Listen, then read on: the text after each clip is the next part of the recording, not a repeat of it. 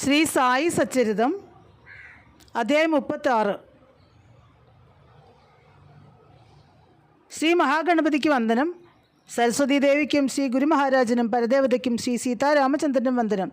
പരമ്പൊരുളാം സദ്ഗുരു ശ്രീ സായീശ്വരൻ്റെ തൃപ്പാദങ്ങളിൽ പ്രേമഭക്തിപൂർവ്വം അടിയൻ്റെ പ്രണാമം. ബാബ, എന്താണ് ഇങ്ങനെ ഒരു പക്ഷഭേദം? ശ്യാമ ചോദിച്ചു. കാരണം ആ സംഭവം ശ്യാമയ്ക്ക് അത്ര വിഷമമുണ്ടാക്കിയിരുന്നു. ബാബയെ ദർശിച്ച് അനുഗ്രഹം നേടാനായി ഗോവയിൽ നിന്ന് 2 ഭക്തന്മാർ വന്നു. ദർശനം കഴിഞ്ഞ ഉടനെ ബാബ ഒരാളോട് 15 രൂപ ദക്ഷിണയായി ആവശ്യപ്പെട്ടു. അയാൾ ഉടൻ തന്നെ അത് സമർപ്പിച്ചു. അപ്പോൾ മറ്റേയാൾ ചോദിക്കാതെ തന്നെ 35 രൂപ ദക്ഷിണയായി സമർപ്പിക്കാൻ തുടങ്ങി. പക്ഷേ സായീശ്വരൻ അത് സ്വീകരിച്ചില്ല. മാത്രമല്ല നിരസിക്കുകയും ചെയ്തു. ഒരാളോട് ദക്ഷിണ ചോദിച്ചു വാങ്ങുന്നു, സ്വമേധയാ കൊടുത്തയാളുടെ ദക്ഷിണ നിരസിക്കുന്നു.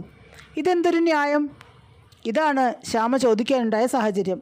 സായിനാഥൻ വാത്സല്യപൂർവ്വം അരുളി, ശ്യാമ, നീ കുട്ടിയാണ്, നിനക്കിതൊന്നും അറിയില്ല. ശ്യാമ, എനിക്ക് വേണ്ടി ഞാൻ എന്തെങ്കിലും സ്വീകരിക്കാറുണ്ടോ? മസ്ജിദുമായി അവളുടെ കടം വീട്ടാൻ ചിലരോട് പറയുന്നു, അതിനായി ഞാൻ ചോദിക്കുന്നു. ചോദിക്കുന്നത് കൊടുക്കുന്നതോടെ അയാൾ കടത്തിൽ നിന്ന് മുക്തനാവുകയാണ്. അല്ലാതെ എനിക്കെന്തിനാണ് പണം? എനിക്ക് വീടോ കുടുംബമോ എന്തെങ്കിലും ഉണ്ടോ? ഒരു കാര്യം മനസ്സിലാക്കൂ, കടം, പക, കൊല, വഞ്ചന ഇവയ്ക്കൊക്കെ പരിഹാരം ചെയ്യുക തന്നെ വേണം. അല്ലാതെ അതിൽ നിന്നും രക്ഷപ്പെടാനാവില്ല. ഓരോ പ്രശ്നഘട്ടത്തിൽ സാഹചര്യത്തിൽ ഓരോരുത്തരും ഇഷ്ടദേവതയ്ക്ക് മുന്നിൽ ഓരോ കാര്യങ്ങൾ പ്രതിജ്ഞ എടുക്കും. പക്ഷേ കാര്യം കണ്ടു കഴിയുമ്പോൾ സൗകര്യപൂർവ്വം എല്ലാം മറക്കുകയായി. ബാബ തുടർന്നു.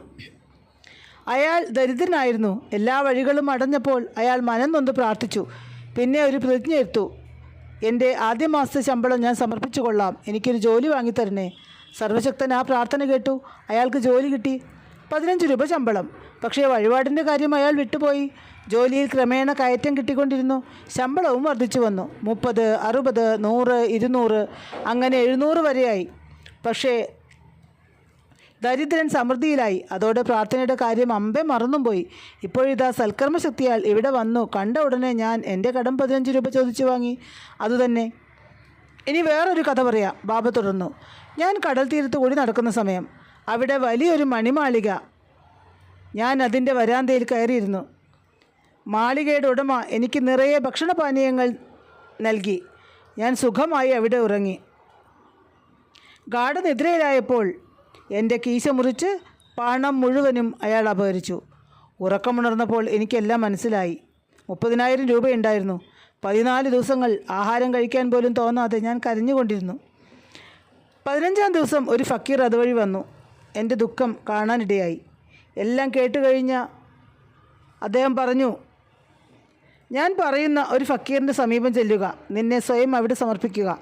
നഷ്ടപ്പെട്ട പണം അവിടുന്ന് നിനക്ക് നൽകും. പക്ഷെ ഒരു കാര്യം, നിൻ്റെ ആഗ്രഹം സാധിക്കുന്നതുവരെ നിനക്ക് ഏറ്റവും ഇഷ്ടപ്പെട്ട ആഹാരത്തിൽ ഒരെണ്ണം ഉപേക്ഷിക്കുക. ഞാൻ സമ്മതിച്ചു. അദ്ദേഹം പറഞ്ഞതുപോലെ ചെയ്തു. ആ മഹാനായ ഫക്കീറിനെ കണ്ടെത്തി പണവും തിരിച്ചു കിട്ടി. പിന്നെ ഞാൻ മാളികയിൽ നിന്നും കടൽ തീരത്ത് വന്നു. അവിടെ നിന്നും ഒരു ബോട്ടിൽ കയറി വീട്ടിലേക്ക് പോന്നു. ഒടുവിൽ ഈ മസ്ജിദ് മയിൽ എത്തിച്ചേർന്നു. ബാബ കഥ പറഞ്ഞു നിർത്തി. പിന്നീട് ശ്യാമയോട് അതിഥികൾക്ക് ആഹാരം കൊടുക്കാനായി പറഞ്ഞു. ആഹാരം കഴിക്കവേ ശ്യാമ പറഞ്ഞു, ബാബ പറഞ്ഞ കഥ നിങ്ങൾക്ക് മനസ്സിലായോ? എനിക്കൊന്നും മനസ്സിലായില്ല. ബാബ ഇവിടെ തന്നെയാണ് എപ്പോഴും താമസം. ഒരു കടൽ തീരത്തും പോയിട്ടില്ല, ബോട്ടിലും കയറിയിട്ടില്ല. ഒരു ബ്രാഹ്മണനും മണിമാളികയുമില്ല. കാരണം ബാബയുടെ ജീവിതം മുഴുവൻ ഇവിടുത്തെ വേപ്പുമര ചുവട്ടിലായിരുന്നു.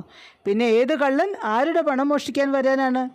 അതുകൊണ്ട് ഒരുപക്ഷെ അവിടുന്ന് പറഞ്ഞ കഥകളും നിങ്ങളും തമ്മിൽ എന്തെങ്കിലും ബന്ധമുണ്ടാവും. നിങ്ങൾ മറന്നുപോയ എന്തെങ്കിലും സംഭവവുമായി അതിന് ബന്ധമുണ്ട്. ബാബ നിങ്ങളെ ഓർമ്മിപ്പിച്ചതാകാം. കാരണം ബാബ വെറുതെ ഒന്നും പറയില്ല. ആലോചിച്ച് നോക്കൂ. ശ്യാമയുടെ വാക്കുകൾ കേട്ട് അതിഥികൾ വികാരഭരിതരായി. തൊണ്ടയിടറി. അവർ പറഞ്ഞു, സായി ഈശ്വരൻ തന്നെ, സംശയമില്ല. അവിടുന്ന് അരുളിയതെല്ലാം ഞങ്ങളുമായി ബന്ധപ്പെട്ട കാര്യങ്ങൾ മാത്രമാണ്. ആഹാരശേഷം അവർ സംഭവം വിവരിക്കാൻ തുടങ്ങി. ഒരാൾ പറഞ്ഞു, പശ്ചിമഘട്ടത്തിലെ ഒരു ഹിൽ സ്റ്റേഷനാണ് എൻ്റെ നാട്. ഒരു ജോലിക്ക് വേണ്ടി തിരക്കി മടുത്ത് ഒടുവിൽ ദത്താത്രേയ ഭഗവാന്റെ പാദം തൊട്ട് ഞാൻ പ്രതിജ്ഞ എടുത്തു. ജോലി കിട്ടിയാൽ ആദ്യ മാസ ശമ്പളം സമർപ്പിക്കാം. താമസിയാതെ ജോലി കിട്ടി. ശമ്പളം 15 രൂപ. പക്ഷേ എന്തോ എൻ്റെ പ്രാർത്ഥനയും പ്രതിജ്ഞയും ഞാൻ മറന്നുപോയി. ഇന്ന് കൃപാലുവായ അവിടുന്ന് ആ കടം തിരിച്ചു വാങ്ങി എന്നെ അനുഗ്രഹിക്കുകയായിരുന്നു. ബാബ പണം ചോദിച്ചു വാങ്ങുന്നു എന്നൊക്കെ കരുതുന്നവരുണ്ടാകാം. പക്ഷേ അവിടുന്ന് പണത്തിനായി തെല്ലും ആഗ്രഹിച്ചില്ല. മാത്രമല്ല തൻ്റെ ഭക്തന്മാർ ധനമോഹത്തിൽ കുടുങ്ങാതെ കാത്തു രക്ഷിക്കുകയും ചെയ്തു. അർത്ഥം അനർത്ഥമുണ്ടാക്കുമെന്ന് തന്നെയാണ് അവിടുന്ന് പഠിപ്പിച്ചത്. മാലാസപതിയുടെ കഥ. മാലാസപതി ദരിദ്രൻ, പക്ഷേ സദാ സായി തൃപ്പാദത്തിൽ വസിക്കുന്നവൻ. പണമുണ്ടാക്കാൻ പല മാർഗവും ഉണ്ടായിരുന്നു. ബാബ അതിന് അനുവദിച്ചില്ല. തനിക്ക് കിട്ടിയ ദക്ഷിണ ഉദാരമായി വിതരണം ചെയ്യുമ്പോഴും മാലസപതിക്ക് ഒരു പൈസ പോലും കൊടുത്തില്ല. അഭിമാനിയായ ഭക്തൻ അതിനായി കൈകൾ നീട്ടിയതുമില്ല. മാലസപതിയുടെ കഠിന സാമ്പത്തിക ക്ലേശത്തെക്കുറിച്ച് ഹൻസ്രാജ് എന്നൊരു വ്യാപാരി മനസ്സിലാക്കി. അദ്ദേഹം മാലസപതിക്ക് ധനം കൊടുക്കാൻ ആഗ്രഹിച്ചു. മാലസപതി പറഞ്ഞു, ക്ഷമിക്കണം, ബാബ സമ്മതിക്കാതെ എനിക്കിത് സ്വീകരിക്കാൻ വിഷമമാണ്. വ്യാപാരി ബാബയെ അറിയിച്ചു, എൻ്റെ ഭക്തനെ ധനം പ്രലോഭിക്കുകയില്ല, അവനതിൽ മയങ്ങില്ല. അങ്ങനെ വ്യാപാരിയെ ധനം കൊടുക്കുന്നതിൽ നിന്നും അദ്ദേഹം തടഞ്ഞു. രണ്ടാമത്തെ ഭക്തൻ തൻ്റെ അനുഭവം വിവരിച്ചു. ജോലിക്കാരനായി എനിക്കൊരു ബ്രാഹ്മണൻ ഉണ്ടായിരുന്നു. എന്തോ ഒരിക്കൽ അയാളുടെ ബുദ്ധി കെട്ടുപോയി. അയാൾ എൻ്റെ ധനം മോഷ്ടിച്ചു. ബാബ പറഞ്ഞതുപോലെ തന്നെയായിരുന്നു മോഷണം. ഭിത്തിയോട് ചേർന്ന് പണിയിച്ച അലമാരിയിൽ നിന്നും ഭിത്തിയിലൊരു കല്ല് ഇളക്കി മാറ്റി അയാൾ പണം കവർച്ച ചെയ്തു. അപ്പോൾ ഞങ്ങൾ ഗാഠനിദ്രയിലും. ഉണർന്നപ്പോൾ ഞാൻ എല്ലാം മനസ്സിലാക്കി. എനിക്ക് ദുഃഖം അടക്കാനായില്ല. കരഞ്ഞും പണം തിരിഞ്ഞും ഞാൻ തളർന്നു. ആഹാരം കഴിക്കാൻ പോലും താല്പര്യമില്ലാതായി. 15 ദിവസം അങ്ങനെ കടന്നു. അപ്പോഴാണ് ഒരു ഫക്കീർ അതുവഴി വന്നതും എന്നെ കണ്ടതും കാര്യങ്ങൾ ചോദിച്ചതും. അദ്ദേഹം പറഞ്ഞു, വിഷമിക്കേണ്ട, പണം കിട്ടാനുള്ള വഴി ഞാൻ പറഞ്ഞു തരാം. കോപ്പർഗാവോൺ താലൂക്കിൽ ഒരു ഗ്രാമമുണ്ട്, ഷിർദി. അവിടെ വലിയൊരു ഔലിയുണ്ട്, സായി ഔലിയ. അവിടത്തോട് നീ ഇപ്പോൾ തന്നെ പ്രാർത്ഥിക്കുക.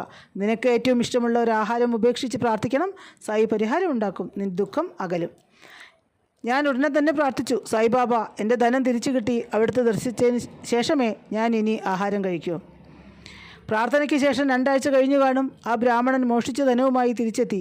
അതെൻ്റെ മുന്നിൽ വെച്ച് അയാൾ കരഞ്ഞു പറഞ്ഞു, എനിക്കൊരു ദുർബുദ്ധി തോന്നി, ചെയ്തു പോയതാണ്.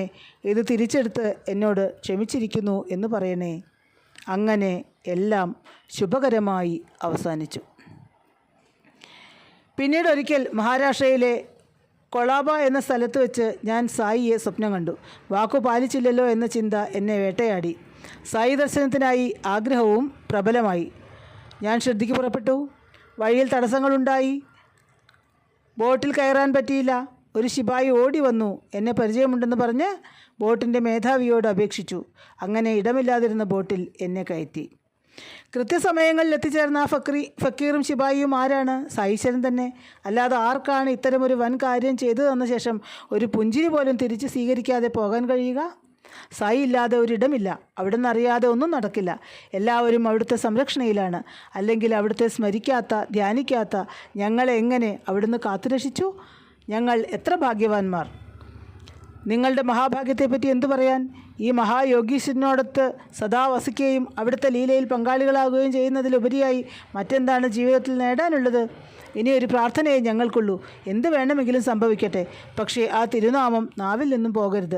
തിരുമുഖവും തൃപ്പാദവും സദാ ഹൃദയത്തിൽ വിളങ്ങണം. അതുമാത്രം മതി. ഇനി മറ്റൊരു സായി ലീലാമൃതം നുകർന്നാലും. കടുത്ത മനോവിഷവുമായിട്ടാണ് ശ്രീമതി സക്കാറാം ഔറംഗബാദ്കർ ഷിർദിയിലെത്തിയത്. സന്താനമില്ല. വിവാഹിതയായിട്ട് 27 വർഷം കഴിഞ്ഞു. ചികിത്സകളെല്ലാം ചെയ്തു, വഴിപാടുകൾ നടത്തി, വ്രതങ്ങൾ നോറ്റു. ഒരു കുഞ്ഞിക്കാല് കാണാനായില്ല. അങ്ങനെയിരിക്കെ ഷിർദിയിലെ സായീശ്വരനെക്കുറിച്ച് കേട്ടു. അവർ സായീശ്വരൻ്റെ സമീപം ചെന്നു. 2 മാസത്തോളം സേവയിൽ മുഴുകി നാമം ജപിച്ച് സമയം കഴിച്ചുകൂട്ടി. ഒടുവിൽ അവർ തൻ്റെ നീറുന്ന പ്രശ്നം സായീശ്വരൻ്റെ പ്രിയപ്പെട്ട ഭക്തൻ ശ്യാമയോട് പറഞ്ഞു. ബാബ സന്തുഷ്ടനായിരിക്കുമ്പോൾ, ശാന്തനായിരിക്കുമ്പോൾ എൻ്റെ തീവ്രമായ വേദന അറിയിക്കണേ. മറ്റാരും കേൾക്കാതെ എൻ്റെ ആഗ്രഹം തിരുമുമ്പിൽ പറയണേ. ഒരു ദിവസം ബാബ ആഹാരം കഴിച്ചു കഴിഞ്ഞ സമയം വാത്സല്യപൂർവ്വം സായിശ്വരി ശ്യാമയെ കടാക്ഷിച്ചു. മെല്ലെ ശ്യാമയുടെ കവിളിൽ നുള്ളി. ശ്യാമ ഉടൻ വേദന ഉണ്ടായ പോലെ കോപം നടിച്ചു. ഹാവൂ, ഇത് ശരിയാണോ ദേവാ? എനിക്ക് വേദനിച്ചു. ഇങ്ങനെ വികൃതി കാണിക്കുന്ന ഒരു ഈശ്വരനെ ഞങ്ങൾക്ക് വേണ്ട. ആശ്രിതരായ ഞങ്ങൾ എങ്ങനെയാണോ സ്നേഹിക്കേണ്ടത്? ശ്യാമയുടെ പരിഭവം കേട്ട് ബാബ അരുളി. ശ്യാമ, കഴിഞ്ഞ 20 ജന്മങ്ങളിൽ നീ എന്നോടൊപ്പമായിരുന്നു. അപ്പോഴൊന്നും നിന്നെ ഞാൻ ഇങ്ങനെ ചെയ്തിട്ടില്ല. നീ ഓർത്തു നോക്കൂ. ശ്യാമ ഉടനെ പറഞ്ഞു. ഞങ്ങളെ എപ്പോഴും സ്നേഹിക്കുന്ന, ഞങ്ങൾക്ക് മധുരപലഹാരം തരുന്ന, ഞങ്ങളെ വാത്സല്യത്തോടെ ഉമ്മ വയ്ക്കുന്ന ഒരു ഈശ്വരനെ മതി ഞങ്ങൾക്ക്. ഞങ്ങൾക്ക് മറ്റാരുടെയും ഒരു ബഹുമാനവും വേണ്ട, സ്വർഗം വേണ്ട, ഭൗതിക സുഖം വേണ്ട. എന്നുമെന്നും ഈ തൃപ്പാദത്തിൽ ഉറച്ച ഭക്തിയും വിശ്വാസവും മാത്രം മതി. ശ്യാമ, അതിനു വേണ്ടി മാത്രമല്ലേ ഞാൻ ഈ ശരീരമെടുത്ത് വന്നത്, നിങ്ങളെല്ലാം ഊട്ടുന്നത്? ഇതിനെല്ലാം കാരണം എനിക്ക് നിങ്ങളോടുള്ള കറയറ്റ പ്രേമമല്ലേ? ബാബ ശാന്തനാണെന്നറിഞ്ഞ് ശ്യാമ ആ സ്ത്രീക്ക് അടയാളം കൊടുത്തു. അവർ തിടുക്കത്തിൽ പടവുകൾ കയറി ബാബയുടെ സമീപം നിന്നു. ചന്ദനത്തിരി നാളികേരവും തിരുമുമ്പിൽ വെച്ചു. ബാബ നാളികേരം എടുത്ത് കുലുക്കി. അത് കൊട്ടത്തേങ്ങയായിരുന്നു. കുലുക്കിയപ്പോൾ അത് കുടുങ്ങി ശബ്ദമുണ്ടാക്കി. ശ്യാമ, എന്താണിത്? എന്താണ് ഈ ശബ്ദം പറയുന്നത്? ബാബ തിരക്കി. ബാബ, അവർ പറയുന്നത് ഇതുപോലൊരു കുഞ്ഞ് അവരുടെ വയറ്റിലും കിടന്ന് ശബ്ദമുണ്ടാക്കണമെന്നാണ്. അവരെ കടാക്ഷിച്ചാലും കൃപ ചൊരിഞ്ഞാലും സന്താനമില്ലാത്ത ദുഃഖത്തിന് പരിഹാരം അരുളിയാലും കരുണയോടെ ആ നാളികേരം അനുഗ്രഹിച്ച് അവർക്ക് കൊടുക്കുമോ? ശ്യാമ ഹൃദയത്തിൽ തട്ടും വിധം പ്രാർത്ഥിച്ചു. എന്താണിത് ശ്യാമ? തേങ്ങ കൊണ്ട് കുഞ്ഞുങ്ങളുണ്ടാകുമോ? എന്താണ് ഇത്തരം അന്ധവിശ്വാസം നീ പറയുന്നത്? ഇതെന്താ, ആളുകൾക്ക് ബുദ്ധിഭ്രമം പിടിപെട്ട് തുടങ്ങിയോ? വിഡ്ഢികൾ, ബാബ ചോദിച്ചു. സ്വാമി, ഓരോന്ന് പറഞ്ഞു ഒഴിയരുതേ. ഞങ്ങൾക്ക് അവിടുത്തെ വാക്കുകളുടെ ശക്തി ശരിക്കും അറിയാം. ആ നാവിൽ നിന്ന് വീഴുന്നത് എന്തും സംഭവിക്കും. അവർക്ക് ഒന്നല്ല, ഏറെ സന്താനങ്ങളെ തന്നെ നൽകാൻ അവിടുത്തെ വാക്കുകൾക്ക് കഴിയും. അവിടുന്ന് അവരെ നിരാശയിൽ തള്ളിവിടരുതേ, ഒഴിഞ്ഞു മാറരുതേ. ബാബ അരുളി. ശരി, അവർക്ക് കുട്ടിയെ ലഭിക്കും. ഇപ്പോൾ പോയിക്കൊള്ളട്ടെ. എപ്പോഴാണ് കുട്ടിയെ ലഭിക്കുക? ശ്യാമ വിടാനുള്ള ഭാവമില്ല. 12 മാസം കഴിഞ്ഞ്, ബാബ പറഞ്ഞു. പിന്നീട് അവിടുന്ന് നാളികേരം ഉടച്ചു. പകുതി അവർക്ക് പ്രസാദമായി നൽകി. മറ്റേ പകുതി ശ്യാമയും ബാബയും കഴിച്ചു. ഭയഭക്തി ബഹുമാനത്തോടെ നിൽക്കുന്ന ആ സ്ത്രീയോട് ശ്യാമ പറഞ്ഞു. അമ്മേ, എൻ്റെ വാക്കുകൾ കേട്ടുകൊള്ളൂ. 12 മാസങ്ങൾക്കകം നിങ്ങൾക്ക് സന്താനം ഉണ്ടായില്ലെങ്കിൽ ഞാൻ എൻ്റെ ഈ ദേവനെ ഇതുപോലെ നാളികേരം കൊണ്ട് തലക്കടിക്കും. ഈ മസ്ജിദിൽ നിന്നും ഇറക്കി വിടും. ഇതിന് എനിക്കായില്ലെങ്കിൽ ഞാൻ എൻ്റെ പേര് ഉപേക്ഷിക്കും. സത്യം, ഈ മസ്ജിദിൽ അങ്ങനെയല്ലാത്തൊരു ഈശ്വരൻ ഇരിക്കാൻ പാടില്ല. നിങ്ങൾക്ക് എൻ്റെ വാക്കുകളുടെ സാരം താമസിയാതെ മനസ്സിലാകും. കാത്തിരിക്കും. അവർ സന്തോഷത്തോടെ തൃപ്പാദത്തിൽ നമസ്കരിച്ച് സ്വഗ്രാമത്തിലേക്ക് യാത്രയായി. 1 വർഷമായപ്പോൾ അവർക്കൊരു ആൺകുട്ടിയുണ്ടായി. 5-ാം മാസം അവർ കുഞ്ഞുമായി സായി ദർശനത്തിനെത്തി. ഭാര്യാഭർത്താക്കന്മാർ നിറമൊഴികളോടെ തൃപ്പാദത്തിൽ നമസ്കരിച്ചു. ഔറംഗബാദ്കാർ 500 രൂപ തിരുമുമ്പിൽ ആരാധനയോടെ സമർപ്പിച്ചു. ആ പണം ഉപയോഗിച്ച് ബാബയുടെ കുതിര ശ്യാമകർണന് ഒരു പുരയുണ്ടാക്കി. സായീശ്വരൻ ഇവിടെ തൻ്റെ ഭക്തന് വഴങ്ങുകയായിരുന്നു. ഭക്തൻ്റെ ഉറച്ച വിശ്വാസവും പ്രേമവും സായിയെ കീഴടക്കുന്നു.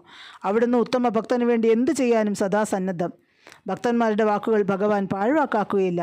അത് സത്യമായി തന്നെ ഭവിപ്പിക്കും. തൻ്റെ പ്രിയപ്പെട്ട ശ്യാമയുടെ വാക്കുകൾ ബാബ സത്യമാക്കി തീർക്കുകയായിരുന്നു. സായിയെ മനക്കണ്ണിൽ എപ്പോഴും ദർശിക്കൂ. അവിടുത്തെ അമൃതമൊഴികൾ സദാ മന്നം ചെയ്യൂ. മറ്റെങ്ങും പോകേണ്ടതില്ല. വേണ്ടതെല്ലാം സായീശ്വരൻ നൽകും. ഞാൻ വീണ്ടും വീണ്ടും സായി പാദങ്ങളെ ആശ്രയിക്കുന്നു. 36-ാം അധ്യായം സമാപ്തം. ഓം അസഹായ സഹായായ നമഃ.